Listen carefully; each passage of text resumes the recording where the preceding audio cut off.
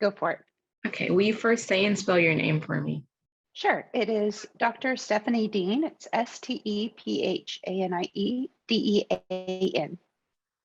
Okay.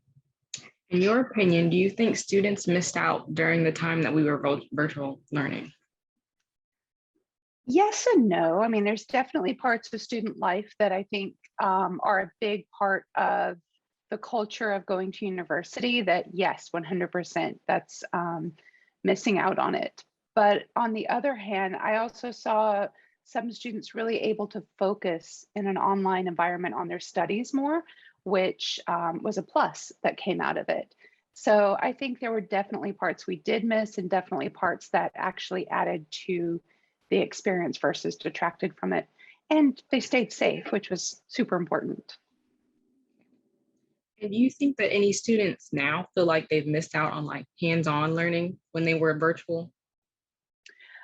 I have heard students say that they do feel like they missed out on hands-on learning. I think a lot of it we were able to bring online in a way that was fairly authentic, but a lot of it wasn't. We weren't able to. So again, it's a yes and no. In some ways, I think I hate to do that, but in some ways, I think students got a very authentic experience, and in some ways, with certain, I think it's subject matter dependent. It just doesn't translate online very well. Okay, and what have you done to maybe help students that may feel like they've missed out on that type of learning as we Mhm. come back to in-person learning? Okay, say that again. So that I've done as we come back to in-person learning, Yes, or what have you done to help students that feel like they have missed out? oh, okay. Um, Try to make the in-person learning as engaging as possible and also acknowledge, I think not having your thoughts and feelings acknowledged is detrimental to your mental health. So tell students, it's true, you guys just went through this really horrible year. We're still kind of going through it. It's okay to have feelings about that. And it's okay that, to say that this sucked and we wish it wasn't so. But I think acknowledging that it happened and letting them have, because we have too, professors also have feelings about going online or virtual or not going online or virtual, and that it's okay to have those feelings. And we're going to get back to normal as quickly as possible, but in the most humane way as possible, because we still do have people that are um, very at risk, and we don't want to accidentally kill someone. Yes. So that's not a good thing. Okay. Do you feel like any students have expressed that they lack skills that they missed maybe when the pandemic first started?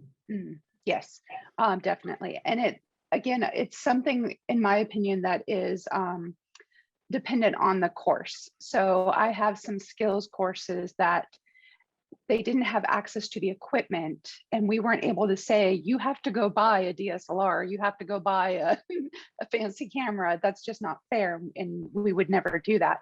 Um, but I think what it highlighted for me most is the disparity of privilege, in that some students had to do their entire work on a phone, and some students had to do, had a laptop, and some students had a whole family of people together. So it made it hard to, sit in a room and do Zoom. And so yes, there were definitely some practical skills that just didn't translate online well, and we did the best we could, both students and professors. I think for the most part, people acted with empathy for that. But yeah, there was definitely some skills that we're going to have to go back and make up because of it. Mhm. And what type of skills would you think mostly those were? I would say skills that students didn't have access to. So if you don't have access to the technology, it's really hard to practice those skills. So for example, in one of my film classes, taking a film class online should be possible, because if you have the equipment, you go out and film and bring it back and we discuss it, and that shouldn't be an obstacle. But if you don't have access to that equipment, of course, it's a huge obstacle. You can read about the aperture, but having your hands on the lens and playing with the aperture and seeing the different results is a completely different experience. So in my classes specifically, it tended to be ones that students didn't have access to, either the editing software that we were using, which was also a big hurdle or the technical equipment that they needed. Okay, and what have you done as we come back to in-person learning to encourage students to let you know if they don't understand something or they missed out on something during the pandemic? I try to be as open door as I can, even though we're supposed to have our doors closed. But as they know, I hope they know that they can knock on my door at any time. It's always open.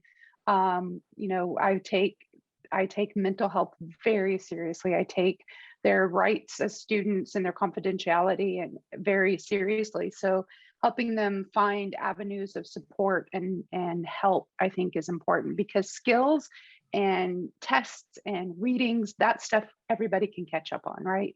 We're all capable of catching up on that. But the mental health aspect of it is so vital. If you don't have that, at least in process of getting better, it may not be better right now, but we do have places that you can get help for that. If you're not talking to someone about it, getting help in that way, then everything else falls by the wayside, and you can't catch up on it because you just don't have um, the space to do that. So I really hope that students know I have an open door policy, and that they can come and talk if they need anything, and I'll help them find the resources they need. Okay, and is there anything else you wanted to add that I didn't ask you? Hmm. I could reiterate that, we all went through a sucky time over the last 18 months, and that we're seeing things slowly get better, and that just hang in there a little bit longer. I mean, it's a once in a generation pandemic for a reason. Hopefully, knock on wood. See the virtual trees behind Yeah. me.